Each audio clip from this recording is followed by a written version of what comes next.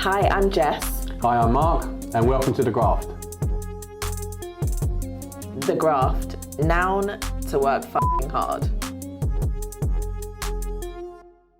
Hello everybody, welcome to The Graft. Our next episode is all about staying in your lane and being productive because of it. So welcome Jess, obviously Jess, partner in crime on the podcast The Graft. Hello, welcome. Thank you for having me.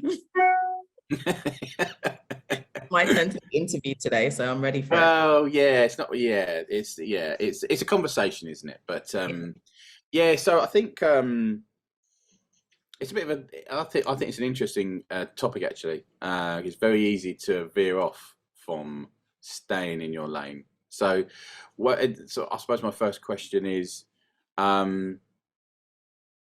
what is someone's lane, and how does that work? What is each person's lane? I think it can be both on a personal level and on a business level, because like the first thing I think when you say staying in your lane, I think about what I'm good at. Yeah. So that's like directly me as a person. What am I good at? Where are my strengths? And I know that I'm a people person. Like that is my strength. That's my superpower. So then translating that into business, that's the kind of stuff I need to be doing. Anything to do with people facing, client facing, whatever it may be, that's just where I come alive. That's where I have the most joy as well in what I'm doing. So I'm very, very interested in that. And therefore I have a different energy, let's say, when I do that. One thing I realized when I had my business and I decided to do everything myself, because we can do that. A prime example of not staying in my lane, I was then doing like the payroll and the accounts and like doing all the timesheets at the end of the month. And I used to hate it. I can't even tell you with any passion how much I used to hate that part. And it was necessary, right? People need to get paid. And I was like, oh, I don't need to pay an accountant. You know, there's accounting software. I can just use Xero. It's really easy. Like that is not my strength. It is definitely not my lane. And I learned that the hard way. And then I was like, do you know what? Forget all of this. I need to get an accountant. Like that is just not my lane, like at all. And I need to be able to accept that. But you know, I was taking advice from another business owner that was like, oh no, you don't even need the accountant. You can do this yourself. You can do it. And maybe they had that, you know, in them that they were okay to do that. But I quickly realized that it's just really not my thing. So you know, the Excel spreadsheets, this, that, and the other, formulator, I would literally fall asleep. It's not for me. So yeah, I think just realizing what your strengths are helps you to know what your lane is. But at the same time, and I would caveat that by saying, it doesn't mean that you don't need to progress in the things that you're not good at. It doesn't mean you just say, I'm not good at it, I'm never going to do it. Like, because then how do you grow? Do you know what I mean? So it doesn't mean that I was like sacking it off completely, but I just knew that that shouldn't be a core part of my day. If someone wants to get the best out of me, that can't be the core part of my day. And if I want to, you know, be doing the best for myself and enjoy what I'm doing, that can't be it. So yeah, I think identifying like what your strengths are, where your values are, what do you enjoy doing, where do you like shine, and then you can kind of, I think it all kind of goes from there.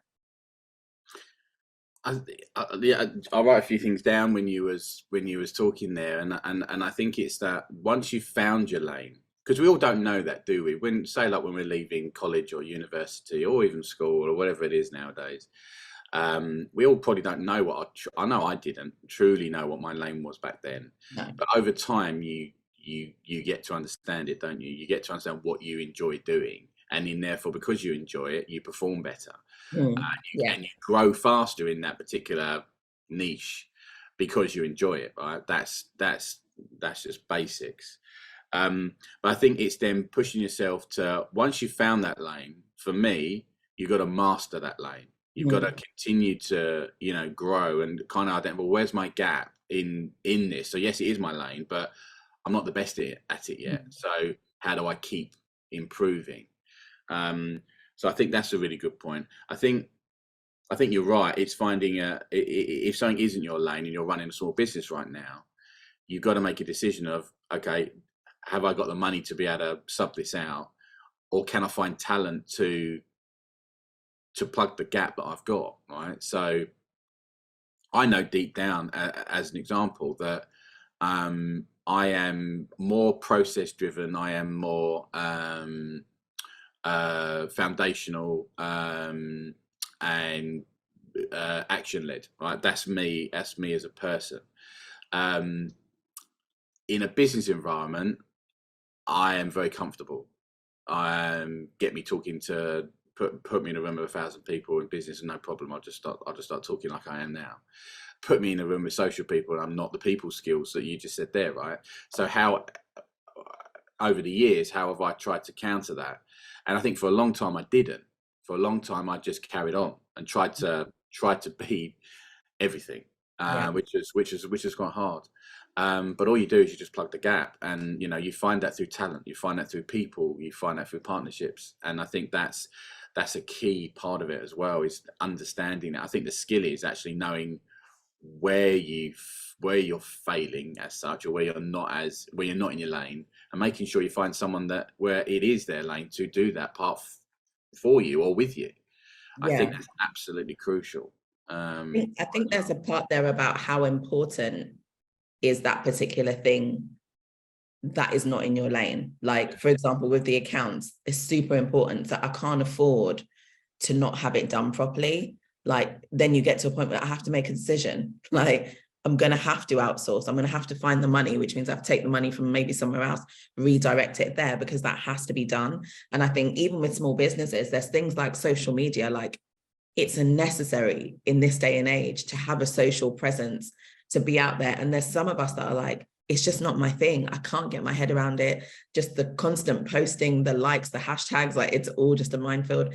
I can't do it, so I'm not doing anything. And it's just like, outsource that. You just have to know if this is a detrimental thing for the growth of your business, like you have to make that decision. It's not really a question of, am I going to pay for that thing to be done? It's how do I pay for that thing to be done?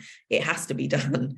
Otherwise, what you're saying is it's okay for your business not to grow because you're just not good at that thing. Like there's just that we're all not good at things. Do you know what I mean? But is that thing detrimental to the growth of my business or not? Or the growth of, you know what I mean? Whatever it is I'm trying to do. So I think that's another thing. Because like I said, like if I'm not good at it, it doesn't mean I'm just going to throw it away and never touch it again. I might decide that I want to learn it. Maybe I want to dedicate some time to read about it, study about it, listen to podcasts about whatever it might be.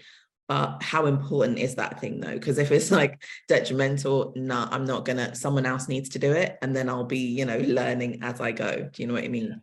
I think it helps when you've got a keen interest in that particular subject. But I just want to go back just a couple of steps, because you did mention this, and I completely agree with it, is that you do still have to continue learning in the subjects that maybe aren't in your lane. It does depend on your business. So for example, when I ran my previous business, I can safely say that I self-taught elements where it maybe what I didn't think it was my lane. And then when I started to learn about it, I discovered it actually was my lane. So I'll give you a great example, and it does depend on where your business is at that moment in time, right?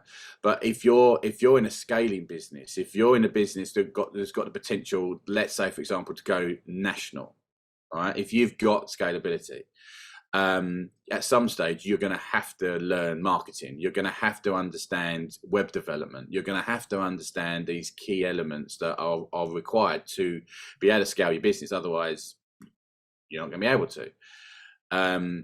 So I pushed myself to understand web development, like as much as I could. Like I absolutely cannot code even today, but I do understand an element of HTML. I do understand the design part of it. I do understand, because of what I learned over the years, an element of web development.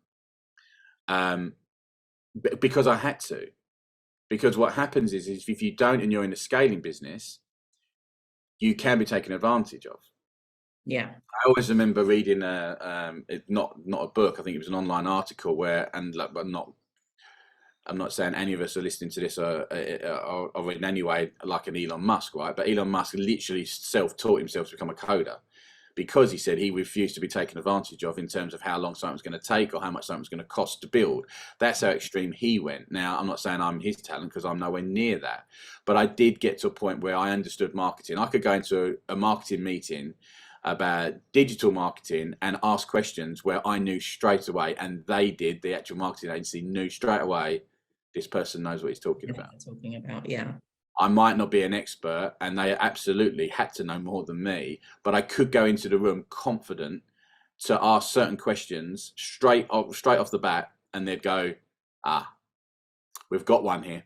And I could see their faces drop a little bit. And I think that's where, if you want to get to a really extreme high level, you do have to get there in terms of that understanding of so many aspects of business, particularly, as you said, the crucial ones, like what's going to make or break your business. I don't care what business you've got. If you don't understand marketing, you have a problem. Yeah. It is the number one part of any business. So you've got to understand that. How many books have you read about marketing if you've got a business right now? If the answer is none, go buy them. There's loads out there. Yeah. And you'll begin to understand how you can take control of it. So I do think it's really important that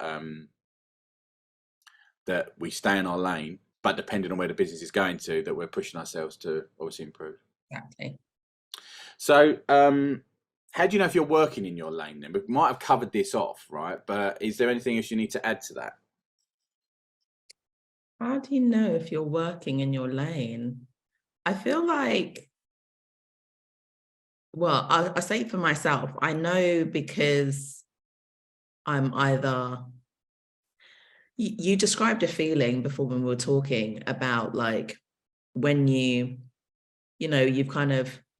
got a clear mind and you are just feeling like, you're going to win the day. When we were doing our previous episode, you're going to win the day. You're just in a really good headspace. Everything's flowing, the ideas, the creativity, the this, the that, like you're definitely in your lane when you're having all those feels. Do you know what I mean? So that like, this is the stuff that I'm made for, really, isn't it?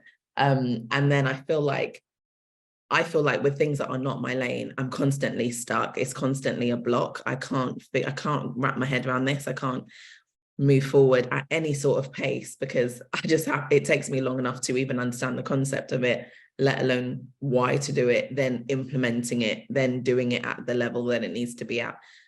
By the time I've done that over weeks or months or whatever, someone could have done that within 10 minutes. Someone who that is their lane. And when I say that's their lane, they love it. Like they eat, sleep and breathe it. Do you know what I mean? And when I had a business, I had to think about, this is who I am. This is the things I'm good at. I can do that part of the business. I need someone who is really like superly efficient and organized in a way that they love it. Like that's just what they want to do. They want to plan the diaries. They want to set meetings. And they do it at such a high level that you just feel like your whole life is in order, because when you're running a business, it's very difficult to work on the business and work in the business at the same time. So just having someone that their strengths lie in a completely different place, you don't hire yourself.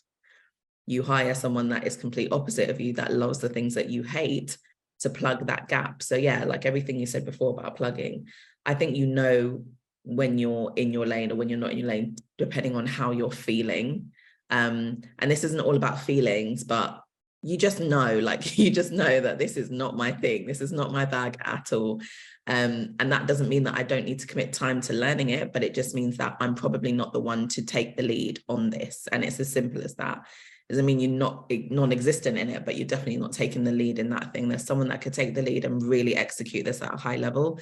And that wouldn't be me for that particular thing. But what is my lane when I'm executing that? Yeah, all day long. It's great.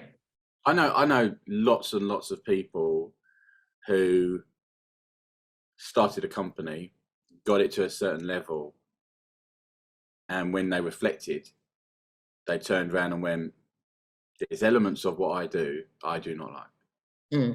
Elements of my day when I wake up, I go, oh no, I've got to do X, Y, Z. And because they're the owners of the business, because they've got it to a certain level, they can do something about it. Now, many people don't.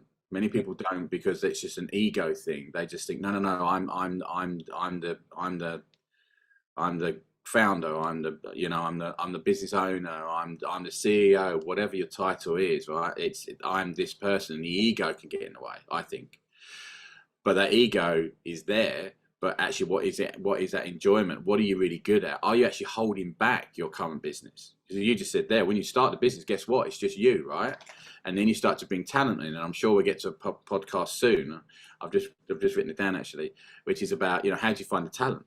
What is talent? Well, I'm sure that there'll be a really good one about that. Yeah. But I think the key is that what are you going to do about that, right? It's your life. We've only got one chance at this, I think, without knowing for sure. But what are you going to do about it? Are you going to stay in all these lanes and be really good at one or two of them, or maybe let's just say one, but then you're doing another 3 or 4 where you're not the best? Are you going to get out your own way? Or are you gonna just carry on, and then the business, deep down you're not great at these things, right? And you add them up and you go, do you know what? These things aren't natural. There seems to be a problem. I'm not progressing. The business isn't moving forward. Whatever that it is, there's something holding me back here. Is it me? Is basically the question that I'm kind of hoping people are getting this when they're listening. Is this me? Am I causing the problem, or is it not? Is it the talent I've currently got around me and everything else, right? So I'm not saying it is that person, but it's very difficult to become a master of all the lanes out there. Of course, that's why we have these sayings, jack of all trades, master of none, because it's like you can't, it just physically, you can't give equal effort to everything. Not all tasks are created equally. It's just not the way it is. So if you're very good at this one, then you handle that one. If someone else is good at that, they handle that. That's an efficiently running business. But also, if I then start dipping into another lane that isn't my lane, telling someone how to do it when I can't physically do it, that's where we get in trouble. Because if I just let that person do what they are so good at doing, they're probably going to produce something that I didn't even know we could do. Yeah. I didn't even know that was a thing, like there have been certain things around, and I always say this with numbers, because people usually say, oh, if you're in business, how do you not know numbers and things like that? Everyone has strengths and everyone has weaknesses. I understand the story that the numbers are telling. Okay. And that's the most important thing. What story are the numbers telling us? I need someone to go away, put the numbers together, and then tell me, what are the numbers telling us? It's as simple as that, right? But before, because of the ego thing, like you said, then you're struggling to like try and do this thing and be this person that you're not. And it's just, let's just be real with ourselves for a second. Is that my lane? No, that is someone's lane. They're literally a numbers person and they love it. They live for it, right? They should be doing that thing. I think I don't need to, as the owner of the business then, if you're like, I want the numbers in this way or I want it in that way, that's fine, because that's direction. But to say, how they should do it and the intricacies of it or this and that, not letting them do what they're good at, I think that's always a big mistake, because that's why you brought them there in the first place. You want to get your money's worth. You want to get your return on investment. You got to let them do what they want to do.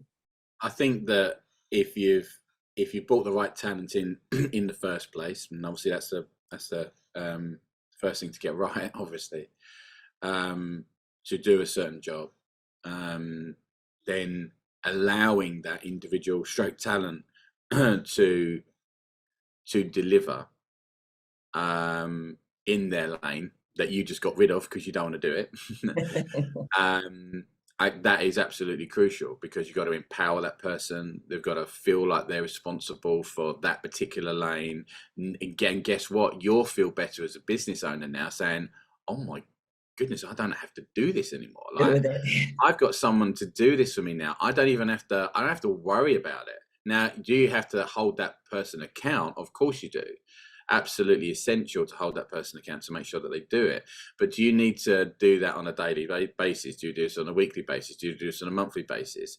Are there too many meetings between these two individuals? Are they feeling empowered to go out there and actually do it for you? So I think these are the topics as well that I'm sure we'll get into in some other podcasts as well, that are really, really important, because your business will be held back if you don't, I suppose the big word actually, if you don't trust those individuals to do the job, Yes, you've said it. Then that's gonna hold you back. Make the decision, bring someone in to take a certain lane away from you. You've got lots of different lanes. It's like spaghetti junction. Get rid of most of them. Now you're driving forward. You know exactly where you're going, and it's just one road. I'm just following the road instead of having to say, well, I've got loads of these different turnings to go down, and I don't know what one to do next. Get other people to have their own lane. Hopefully you can picture this now and visualize different lanes. But then when the other person drives off that way and drives off the other way, just let them go until you get to the end. I think you've just said something so important, because you said it and I was waiting to say it, is trust. But I think it's twofold. There's a certain vibe here that's like, it's trust, but it's also influence, because you need to trust people. And I think when you have a business, you're like, no one should know my business better than I do. No one should have the power to take it in a direction, and I don't know what's happening. And we can be like that. And to some extent, that's a really good mindset to have. And then to other extent, there needs to be a boundary to that, where you're like, that person is going to know that better. And as long as we've got that open line of communication, we can continue to progress the company forward. But the other thing about influence is that when I think back to the best like manager that I'd ever had, and I'm thinking about this when I'm working in someone else's business, so as someone who, you know, is brought on as leverage, they just had this certain type of influence that we all in the business wanted to work to produce so that he could hit his goals. It's a very strange thing, but it's like, if someone, you have that trusting relationship, and also like they're pouring into you in a way that, and giving you the space to really grow and to blossom. It's almost like you feel like, yes, this role is a role that's working for me. I am getting what I need out of it in terms of what I want from my life. I can see that pushing him forward will only push me forward. Do you know what I mean? It's like, sometimes you have leaders in your organization, in your business, that they kind of inspire that in the team, where everyone's working to make sure that they're hitting those goals, and that therefore we're growing the business, and then we're getting what we want. And it's like everyone kind of feels like they're winning. I think when I think to the worst managerial situation, again, me not being a manager, me having one, they were just on me all the time. And I just remember like every morning waking up and I was just dreading going to work. And it got to a point where, you know, you start calling up and you're like, I'm really sick, I can't come in. And even when I call in, I'd be like, I'm sick, she would literally be like, you need to come in. Like, literally, it was awful, like when I think back on it. And that was my first experience out of university, actually. But it was an introduction into the world of adult work, should I say, full-time work and all of that. It was awful. I just felt like, this is just not, how does anyone do anything if this is the environment that they work in? So just having experience of two opposite things, I think that it's important that if we're the leader of a business, that we think about how we trust and how we influence. What do people feel when they're around us? How do we make people feel? Because then when you're not there, they're still going to be working the way that you want them to work, because you give them the space to do that. But if you micromanage, then as soon as you're not there, it's like, hey, party, we've got some freedom. So I think there's things to think about. Like, I know that when I started my business, because of the experience I had, I was so mindful of like, what relationship do I want to have with my staff, and where do I draw a line? Because I'm a friendly person, that then staff can start to feel like we're friends. And then it's like, there's also an element of like, we can't be friends, because there's still expectation there that you will deliver on what I brought you in to do.